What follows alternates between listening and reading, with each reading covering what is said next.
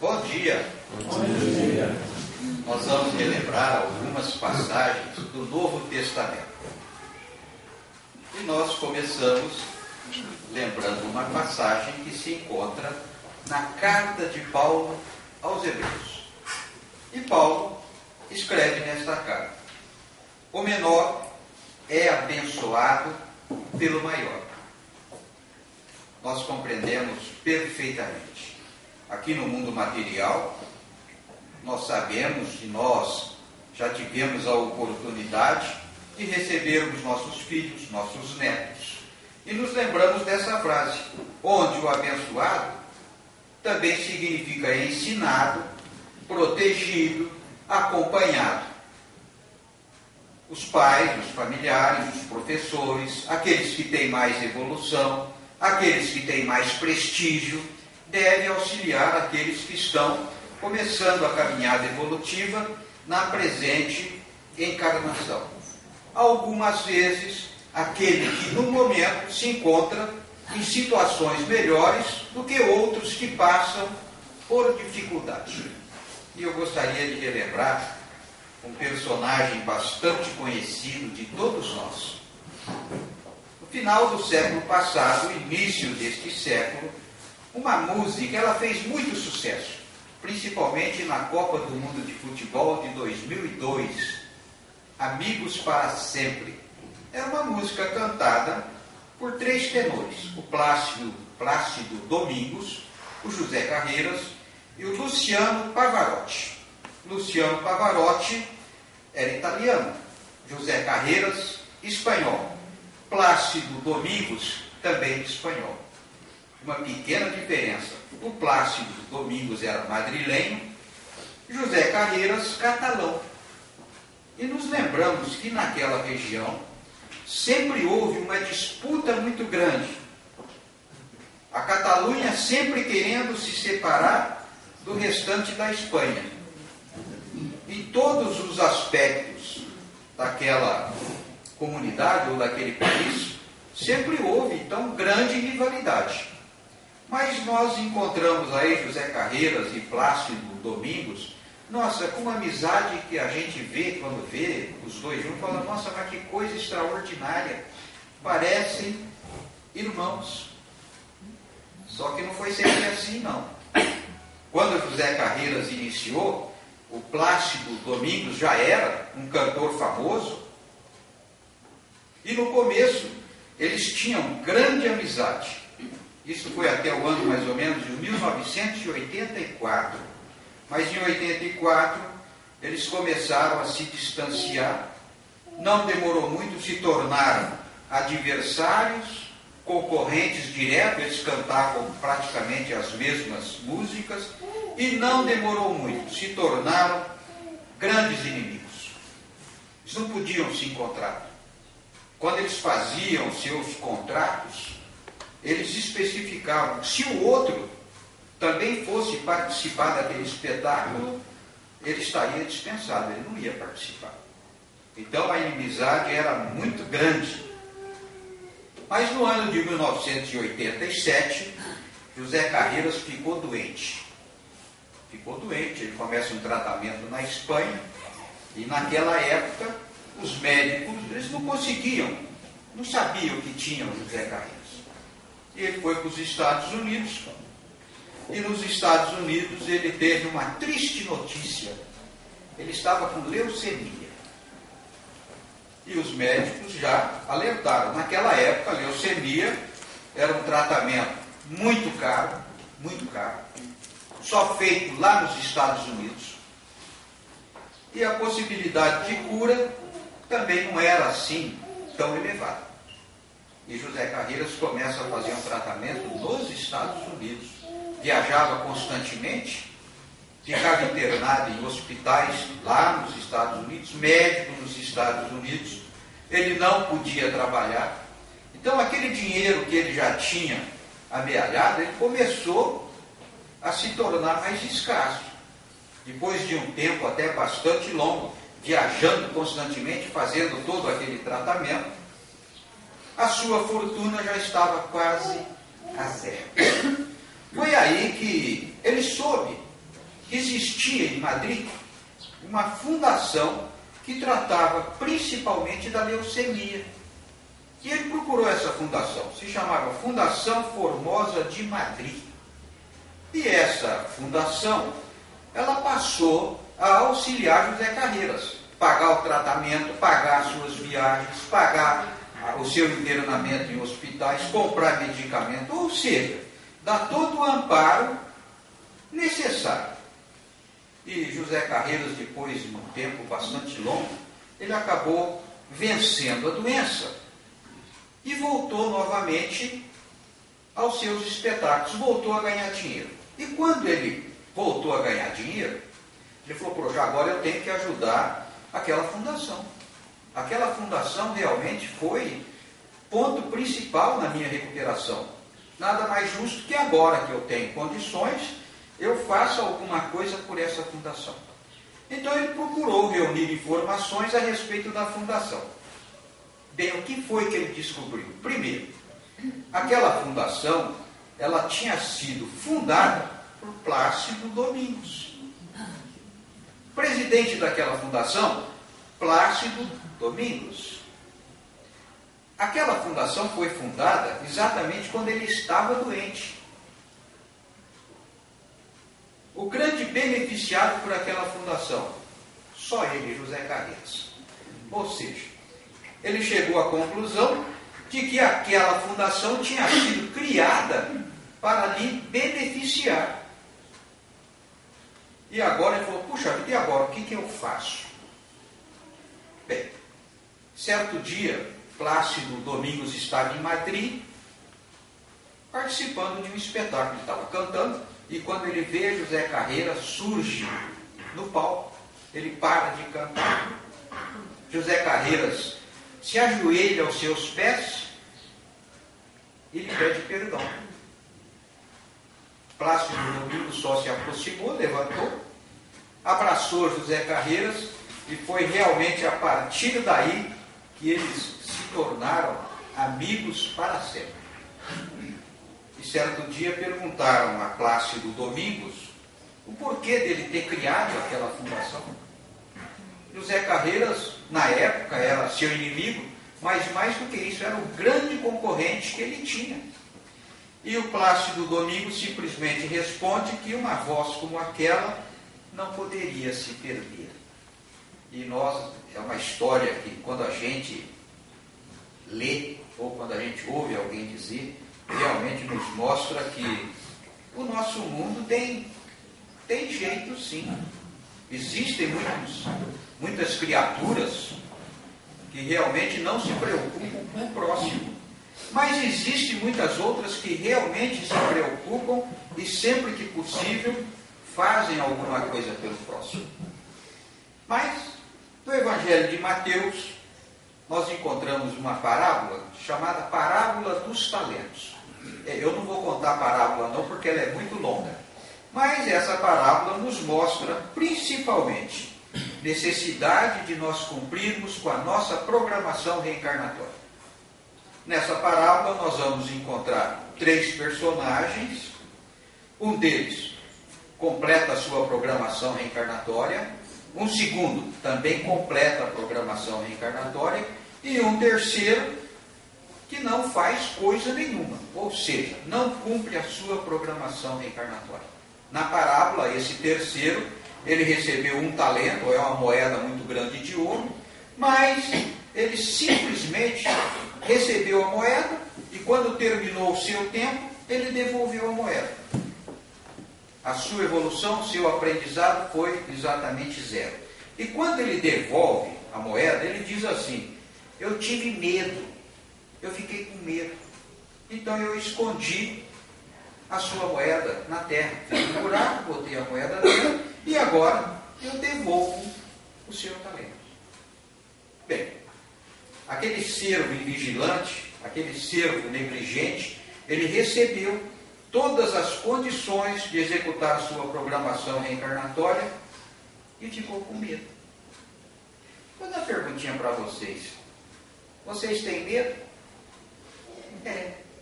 Sabe que nós também temos medo? Nós temos. Nós temos os nossos medos também, né? Mas tem determinadas situações que nós não podemos ter medo, não. Tem determinadas situações que nós temos que encarar de frente e pronto. Por exemplo, trabalhar. Nós temos que trabalhar. Morrer. Não adianta ficar com medo de morrer. Um dia nós vamos ter que deixar esse mundo material. O que nós precisamos fazer é se preparar para quando chegar esse dia. Fazer amigos. Tem gente que não quer fazer amigos. Tem gente que tem medo de se aproximar das pessoas. Tem gente que tem medo de sofrer. Outros têm medo da dor. Tem medo de desapontar as criaturas que confiam nele. Exatamente por isso ele não faz coisa nenhuma. Tem medo de viver. Tem medo da alegria. Tem medo da tristeza. Então essas situações nós sabemos que existem no nosso mundo material. E as criaturas que passam por essa situação simplesmente não cumprem com a sua programação reencarnatória. Vêm ao nosso mundo, voltam ao nosso mundo exatamente como vieram. É claro que o medo é uma coisa que vai acontecer na nossa vida. E quando acontecer o medo, nós precisamos encarar a situação de frente e tentar resolver. Mostrar disposição de fazer alguma coisa. Se nós ficarmos com medo, aquele problema que muitas vezes é um pequeno problema, ele se transforma num grande problema. E se nós atacarmos esse problema de frente, nós vamos perceber que ele nos parecia grande e de repente ele fica pequeno. Então, nós, é claro, temos o nosso medo de algumas situações, mas precisamos sempre encarar todas as situações com muita disposição. Tá bom, pessoal? Vamos ver agora uma passagem do Evangelho de João. Jesus estava fazendo a oração pelos discípulos. Interessante, né? Jesus fazendo oração pelos discípulos.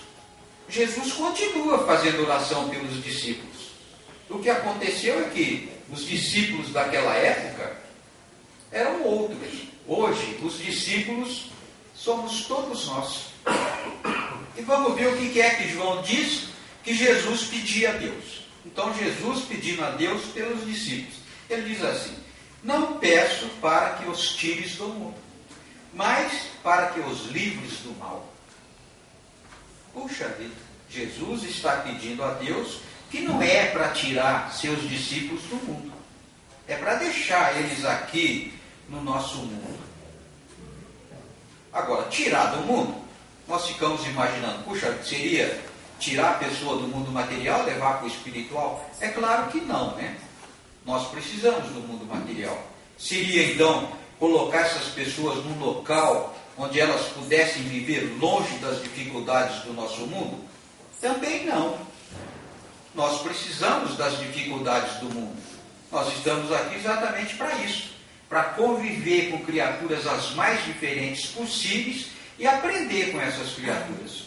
Se eu me isolar, se eu me esconder num convento, por exemplo, eu não vou conviver com essas criaturas. Se eu não conviver com essas criaturas, eu não vou aprender coisa nenhuma. Ou seja, eu não vou evoluir. Mas como é que é o nosso mundo? Vocês já pararam para pensar um pouquinho no nosso mundo? Olha, nós estamos passando por uma época em que realmente, quando nós começamos a analisar o que acontece no nosso mundo, nós concluímos que esse nosso mundo é muito ruim, né? Tem muita coisa ruim. É claro que tem coisas boas, mas por ser um mundo de provas e expiações, o que tem de mal supera em muito o que tem de bom. As maldades são muito maiores do que as coisas boas que as criaturas possam praticar. Fala, pô, mas esse mundo é muito ruim. Mas por que o mundo é ruim? As criaturas que estão vinculadas ao mundo é que são imperfeitas. Ou seja, nós. Se nós fôssemos criaturas mais evoluídas, não estaríamos aqui. Estaríamos num mundo melhor. Estamos aqui porque precisamos desse mundo. E se tem alguém aí que pensa, eu estou aqui, mas não adianta falar, eu sou missionário. Bom, não é missionário coisa nenhuma, viu? Para com isso, tá? Aliás, a única missão que nós temos realmente é de evoluir, de aproveitar a oportunidade. Mas, aqui neste mundo, é onde nos reconciliamos com a justiça divina. Nós somos devedores da justiça divina, devedores milenares. Nós temos conta a ajustar com essa justiça divina de milhares de anos atrás, de fatos que nós passamos, que nós realizamos e que ainda não nos reconciliamos. Então é exatamente por causa dessa reconciliação com a justiça divina que nós passamos por expiações, ou seja, por dificuldades, por sofrimentos. Mas não é só isso não. Aqui nós temos que passar por provas também. Nós temos um aprendizado e de vez em quando a gente passa pela prova. O aprendizado é necessário. A prova também é necessária. É aquela condição em que propomos a nós mesmos de superarmos determinados aprendizados. Missionário? Pode ser. Ser mãe, por exemplo, é uma missão. A mãe é uma missionária. O pai também. Então nós até podemos receber algumas tarefas assim pequenininhas, mas aquele missionário, como os apóstolos, esse não. É claro que no nosso mundo tem lugares muito bons, mas nós precisamos conviver com as criaturas. E é esse o nosso grande problema. Nós podemos concluir então que nós precisamos do planeta. Nós precisamos. Temos que passar por todas essas situações que o planeta nos apresenta. É assim que nós evoluímos, é assim que nós crescemos. Mas, no Evangelho de Mateus, nós encontramos uma outra frase também extraordinária.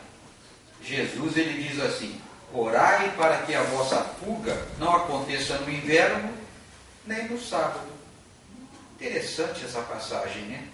Nos lembramos que no domingo anterior à crucificação de Jesus, Jesus foi crucificado numa sexta-feira. À tardezinha ele estava saindo do templo. E ele parou ali no monte, os apóstolos em volta, e eles ficaram olhando o templo. Realmente o templo era majestoso, extraordinário. E os apóstolos estavam comentando a beleza daquele templo. E Jesus, ele fez algumas profecias naquele momento. Uma delas é que o templo seria destruído. Não iria sobrar pedra sobre pedra. Jerusalém também seria destruída.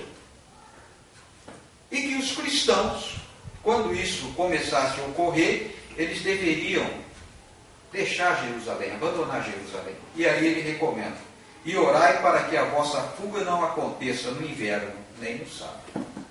Bem, por que fugir no inverno? O que tem no inverno? O inverno naquela região é muito rigoroso.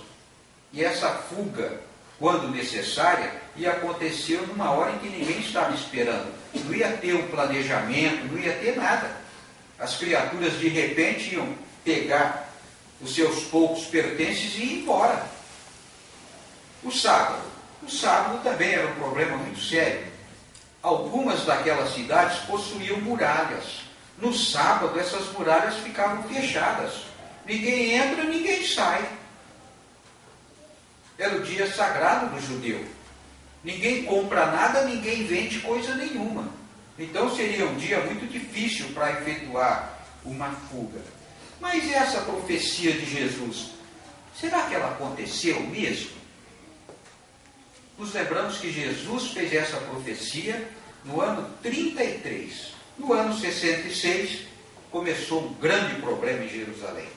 Os judeus, fariseus de um modo geral, eles se revoltaram contra os romanos e começaram a querer afrontar os romanos. Nessa época, os romanos, a tropa romana que se encontrava em Jerusalém, era comandada por Vespasiano. E Vespasiano cercou Jerusalém com suas tropas e realmente ia tomar medidas drásticas. Mas quando ele já tinha feito o cerco em Jerusalém, isso no ano 66, quase 67, Vespasiano recebeu uma ordem de Roma, que era para ele abandonar tudo e voltar para Roma. Então, aquele cerco, ele se afrouxou. Vespasiano foi para Roma, deixou seu filho Tito comandando as tropas, e aquele cerco, ele foi se afastando. E quando ele se afastou, os fariseus e os judeus, eles não imaginaram que aquilo ali era uma necessidade. Eles simplesmente chegaram à conclusão de que o romano estava fazendo uma demonstração de medo. Eles não tinham condições de cercar Jerusalém. Então eles simplesmente, ao invés de se recolherem, eles persistiram na revolta de uma maneira até mais violenta. Bem, nós sabemos que Vespasiano ele foi para Roma, porque nessa época Roma tinha como imperador Nero. Nero estava fazendo uns absurdos terríveis. No ano 68, Nero se suicidou. Vespasiano já foi chamado para Roma, porque existia grande possibilidade dele ser o imperador romano. Foi exatamente o que aconteceu. Logo depois do suicídio de Nero, Vespasiano se tornou imperador. E a hora de que ele mandou para o seu filho Tito, é que ele realmente reprimisse aquela revolta dos judeus. E foi o que o Tito fez. Com muita lentidão, tentando argumentar com os judeus, tentando argumentar com os fariseus, mas não teve jeito. Então ele cercou Roma, e quando ele cercou Roma, os cristãos que estavam em Jerusalém tiveram que fugir. Eles fugiram para Pérea. E aqui nós nos lembramos da profecia de Jesus, que eles não deveriam fugir nem no sábado e nem no inverno. E realmente os cristãos, eles abandonaram Jerusalém e foram para Pérea. Tito cercou Jerusalém, destruiu o templo, e diz a história, não a história religiosa, que no dia em que ele destruiu o templo, foram mortos aproximadamente 1 milhão de pessoas. Nós até falamos, puxa, mas 1 milhão de pessoas? Jerusalém só tinha 100 mil habitantes. Mas isso aconteceu numa Páscoa. E na Páscoa, os viajantes, os visitantes, os comerciantes, todos vinham para Jerusalém. Talvez nem fosse intenção de Tito de dizimar tanta gente, mas o soldado romano era mercenário. E o mercenário, eles ganhavam quantidade de gente que eles matavam, quantidade de bens que eles conseguiam tomar das pessoas. Então essa profecia, ela se fez totalmente.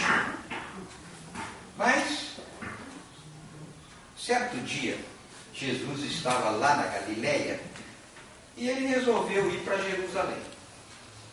E nós sabemos que a Galileia ficava no norte da região, a Judéia ficava no sul, e no meio ficava Samaria. E o samaritano e o judeu, eles realmente tinham um problema muito sério. Eles tinham um problema do mais sério. Eles não se conversavam, não se entendiam, eram grandes inimigos. Eram tão grandes inimigos que o próprio Jesus contou a parábola do bom samaritano, para mostrar que o samaritano não era aquela pessoa tão ruim como muitos acreditavam. Mas a parábola, é sempre importante a gente se lembrar, a parábola é uma história. A parábola não aconteceu, não é um fato que ocorreu, não, é uma parábola. Jesus embolava uma pequena história e contava para servir de aprendizado. Aliás, o Divaldo nos conta que quando ele foi lá naquela região, e ele estava no ônibus, e esse ônibus tinha um guia. E o guia mostrando para ele os pontos por onde Jesus tinha passado, onde tinha ocorrido algum fato que consta do Evangelho. E esse ônibus ia descendo de Jerusalém para Jericó. Exatamente o caminho da parábola do bom samaritano. E o ônibus para numa região assim, bastante plana, e do lado tinha uma hospedaria.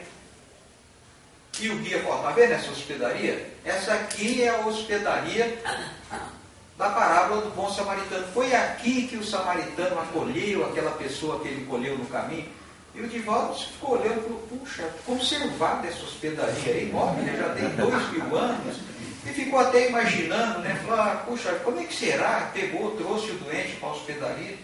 E quando ele ia pensando, diz que Joana de Ângeles aparece para ele e fala, Divaldo, acorda, Divaldo. Não existiu hospedaria, não existiu o samaritano, não existiu o doente, isso tudo é uma parábola. Aí ele conclui mesmo, né? Então não tem nada disso. Mas nos mostra que realmente o samaritano, ele tinha um pequeno problema de convivência com o judeu. E o interessante é que quando a gente começa a ler a história daquela região, a gente chega à conclusão de que o samaritano até tinha razão. Até tinha razão. O maior ponto de toda aquela região, do povo hebreu de um modo geral, era o templo de Jerusalém. O templo de Jerusalém recolhia uma fortuna todo dia. Tinha viajante de todos os lados que vinham para Jerusalém. População fixa, 100 mil habitantes, normalmente tinha 250 mil na cidade. Na Páscoa, então, aquilo ficava... Porque não é só visitar o templo, o pessoal vinha para fazer o comércio também. E aqueles que vinham visitar o templo deixavam suas doações para o templo. Mas esse templo, no comecinho, quando ele foi construído, ele não era exatamente para ser um templo religioso. Não. Esse templo foi construído com a finalidade de, ali dentro, se guardar as tábuas da lei. Vocês lembram as tábuas da lei de Moisés? Essas tábuas da lei, depois fizeram uma arca e essas tábuas ficavam dentro dessa arca, que era uma arca toda de ouro. E os judeus levavam essa arca para cima e para baixo. Fizeram até um pequeno local, uma tenda, para colocar essa arca. Mas eles queriam fazer um templo gigantesco para botar lá no meio a arca. E foi exatamente o que Salomão fez. Salomão fez o templo de Jerusalém para colocar a arca. Mas quando se conversava a respeito do templo para guardar a arca, esse templo ele deveria ficar no centro geográfico de todo o povo judeu, ou de toda a Judéia. Esse centro geográfico ficava na Samaria. Só que Salomão resolveu construir em Jerusalém. Pronto. Ou seja, o judeu, o samaritano, não gostou nada. Depois tem outra história também. O samaritano, ele não gostava muito do Antigo Testamento, não. Isso para o judeu era o livro sagrado, as leis de Moisés e mais os profetas. O samaritano só aceitava as leis de Moisés, o restante, eles não aceitavam.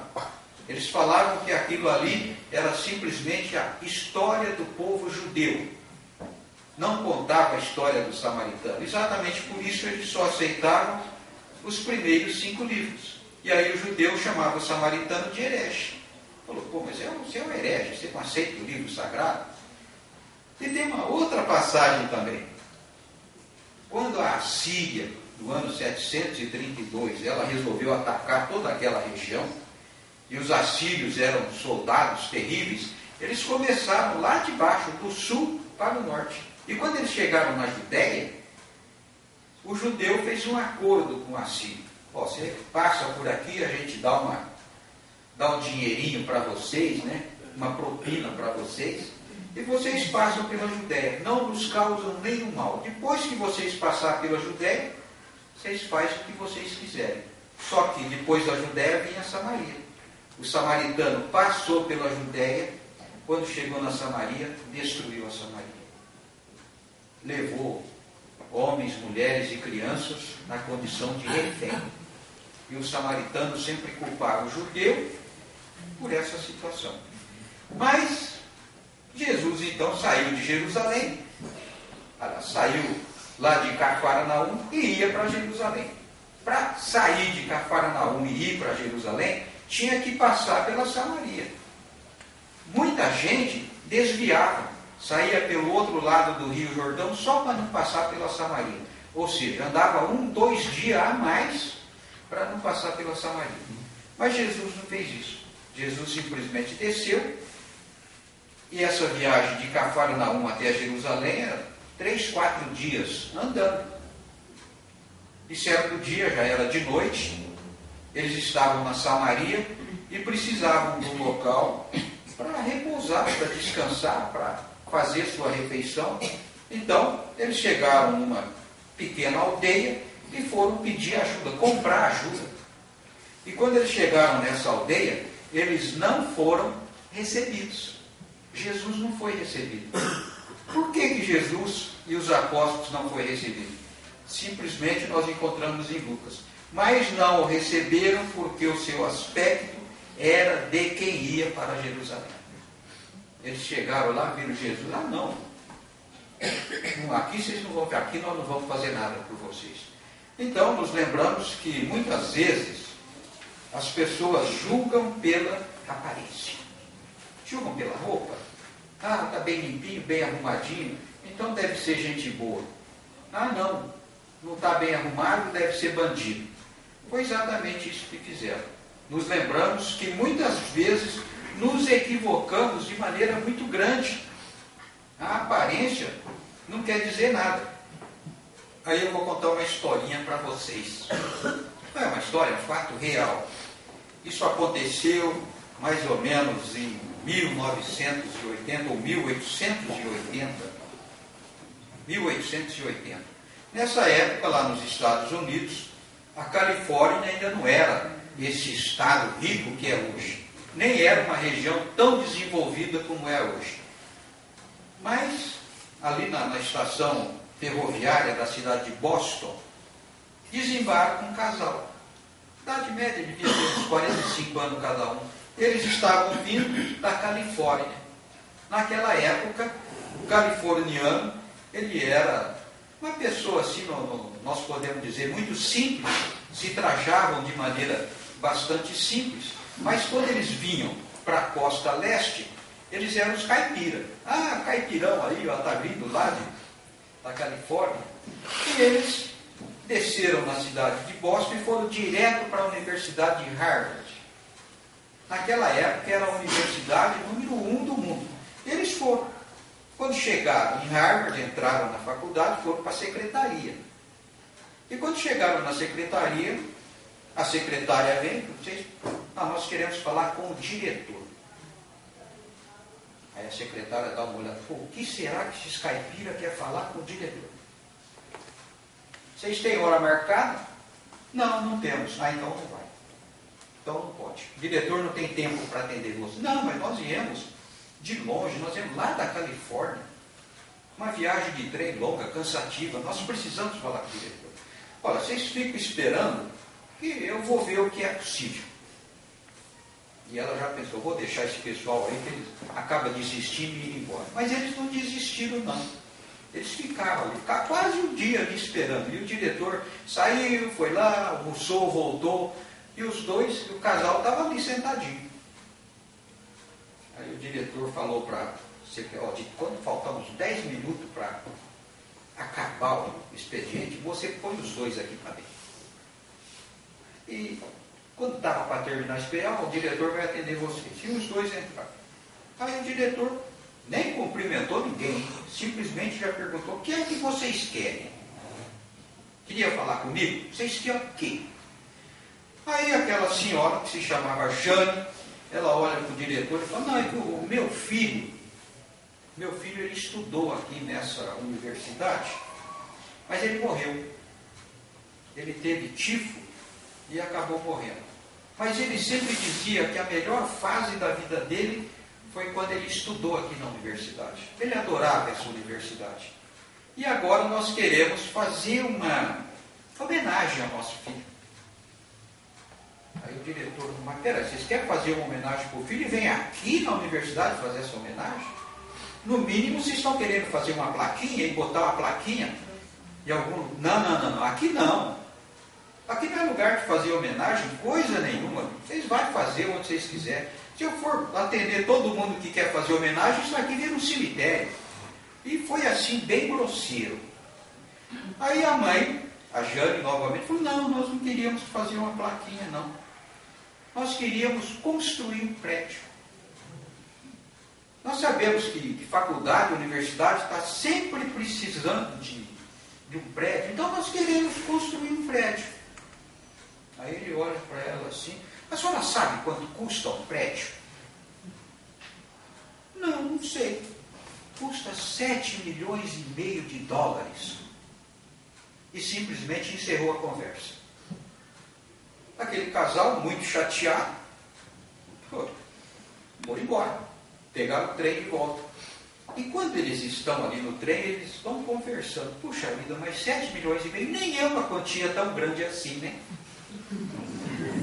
Nem é tanto dinheiro.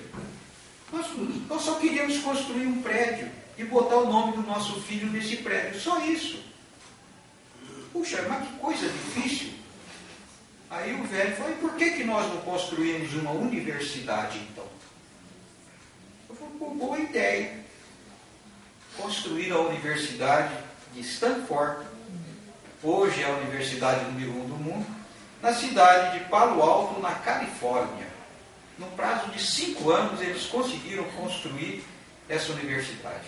Esse senhor se chamava Leland Stanford e a sua mulher, Jane Stanford. E a Universidade de Stanford se chama Universidade Leland Stanford Jr., uma homenagem ao filho, construída lá na Califórnia. Então, essa história é só para nos mostrar que realmente a aparência não significa muita coisa, não. Tá bom, pessoal? Muito obrigado pela atenção.